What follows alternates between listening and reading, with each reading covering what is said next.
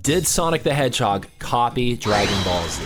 This is a question I've dealt with for many years now, and I'm a huge fan of both franchises, but I'm doing this video today in response to a short I made about a month ago in which I received much backlash and confusion from the Sonic and Dragon Ball Z community. I aim in this video to show similarities and differences between the two. So let's begin. Before I start comparing the two, I want to give you a brief history of my love with both of these franchises. I grew up in a more traditional, strict household, so I was unable to watch more mature anime like Dragon Ball Z, Naruto, One Piece, etc. Now, looking back, I would not consider these anime mature like I would consider Berserk mature. But nonetheless, the only anime that I was allowed to watch was Pokemon and Sonic X. Sonic X, though, was definitely more so my obsession, and without knowing, it gave me my foundation for my love of anime that continued into my adult years. What was really cool about Sonic X was the story. It was based on these Sonic adventure games with just a few key differences. So, when I wasn't watching Sonic X, I was playing Sonic Adventure 1 and 2 on my GameCube, and when I wasn't playing Sonic Adventure 1 and 2 on my GameCube, I was watching Sonic X. Millennial moment for those of you who can relate, but I didn't actually grow up with cable or satellite, so my dad would record the new Sonic X episodes that premiered on 4Kids TV on a VHS tape with our VCR. Good times. Anyways, I was a huge Sonic fan growing up, and seeing the live-action Sonic movies on the big screen take direct inspiration from Sonic Adventure is like seeing a childhood dream come true. It's been a real treat, and I'm really looking forward to Sonic the Hedgehog 3 this year. Now, fast forward to 2019, and I walk in on my college roommate watching this show called Dragon Ball Z. Now, I knew that Dragon Ball was an anime and it was very popular, but my idea of it was just characters with weird hair and bulging muscles just screaming to the top of their lungs.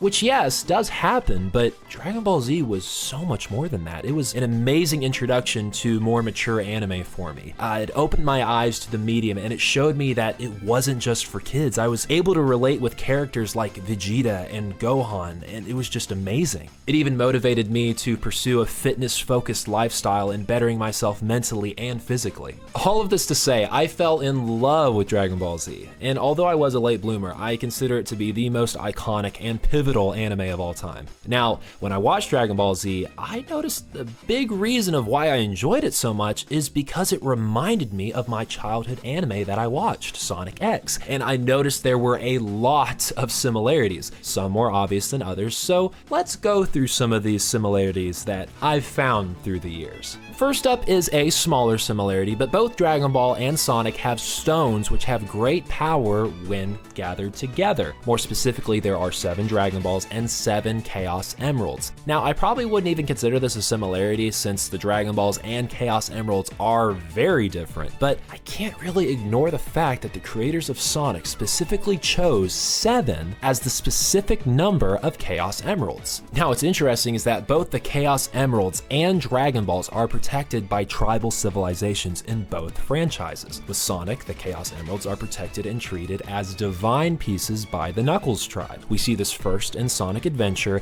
Sonic X, and then even later in the second live-action Sonic movie. In Dragon Ball, we see that the Dragon Balls on Namek are protected by the Namekians. Even similar to Sonic, there is an elder who oversees the tribe as well. I will say that the Namekians are much more fleshed out in the Namek saga as compared to the storyline in Sonic, but I think it's fair to say that there's still some heavy inspiration going on here. Speaking of the Knuckles tribe and Namekians, both of these civilizations are where we see the main characters' rivals emerge from. For the Sonic franchise, Knuckles wasn't always Sonic's friend. In fact, besides Dr. Robotnik, he was one of Sonic's first adversaries, and later his rival, and then friend.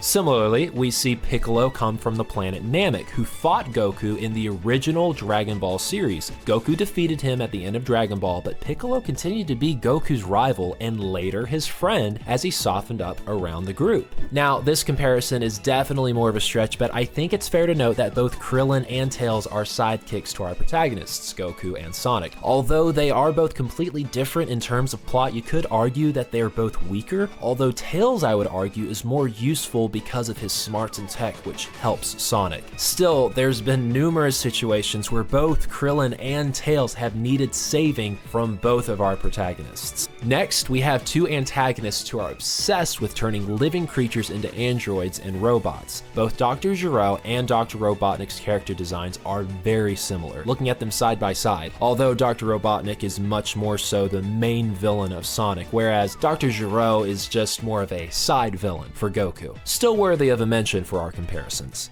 Another pair of antagonists that I think are incredibly similar is Cell and Chaos. Although they don't look physically alike, they are both antagonists who are trying to achieve their perfect form. Of course, they go about it in different ways. Cell has to consume the androids in order to achieve his perfect form, whereas Chaos has to consume the 7 Chaos Emeralds, giving himself a new form with each one that's consumed. When both reach their perfect form, their ultimate goal is to destroy Earth.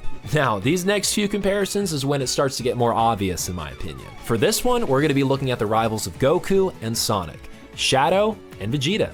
Both of these rivals share the same race with the protagonist. For instance, Sonic and Shadow are both Hedgehogs, and both Goku and Vegeta are both Saiyans. Both Shadow and Vegeta sacrificed themselves and died in the series. However, because of their immense popularity as rivals, they were brought back in their respective storylines. And this goes straight into my next comparison. Both Sonic and Shadow and Goku and Vegeta can power up and enter a super state in which their hair burns golden with power. The names for both of these power-ups are very similar, which are Super Sonic and Super Saiyan. To counter the angry Sonic fans that said Super Sonic came out first, I hate to say it, but you are incorrect. Goku went Super Saiyan in 1991, and Sonic followed suit as Super Sonic in Sonic the Hedgehog 2 in 1992. However, it is important to note that Super Saiyan is achieved through rage, whereas Super Sonic is achieved when Sonic or Shadow has access to the 7 Chaos Emeralds. Continuing with the similarity between Sonic and Shadow, as well as Goku and Vegeta,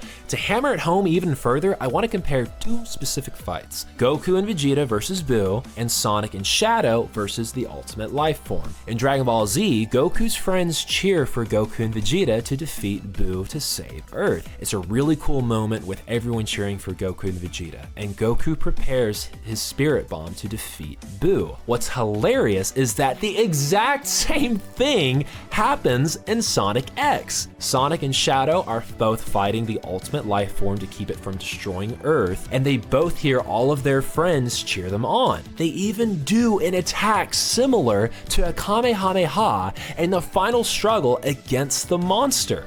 I'll link the Sonic X fight below if you guys want to watch it just to see how similar it is. It's crazy. As for our final comparison, both Silver the Hedgehog and Future Trunks have very similar characteristics. Both come from the future where a great threat has destroyed Earth. For Silver, in his future, Iblis destroys Earth, so he goes back in time to kill Sonic to keep the events from happening in his timeline. For Future Trunks, the androids destroy his world and kills all of his friends, so he goes back in time to warn Goku as opposed to killing him. However, he ends up creating Cell in the process of doing this. Both Silver and Trunks can go into their super state, but unlike Vegeta, Shadow is not Silver's father. But that would be funny if it did happen. I am your father.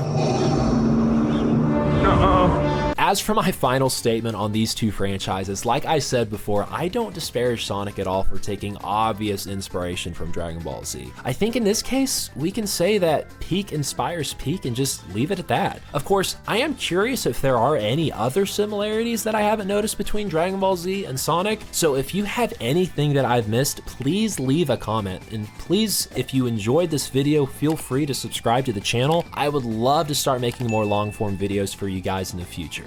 See ya!